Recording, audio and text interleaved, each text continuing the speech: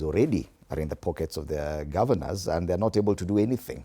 And that is now escalating to the Senate level. I agree with you. It is true, because now the assemblies don't have the autonomy. They are not, they don't depend on themselves. They always depend on executive. And every other time we depend on executive for money for everything. Even Honorable I can tell you, he can't do anything at Kireleshu Award without depending on executive. It means that he can only be at times be the slave of the governor.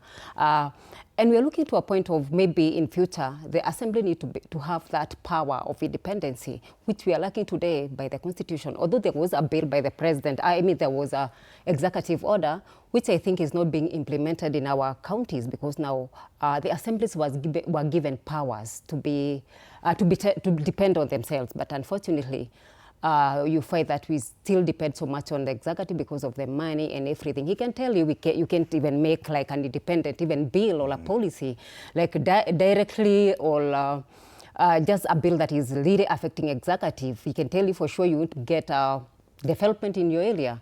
So I think it's the highest time we look onto our constitution, maybe in future if there'd be amendment, or if that bill or that policy or the executive order can be implemented in our county. So we cannot expect any level of oversight from county assembly. Honestly, it is there, but it's not 100% fully there. He can tell you there are things he can't say, there are things he can't do, because you find that if it's just like the National Assembly today, you find that the members of National Assembly who are not on the government, they are suffering from development.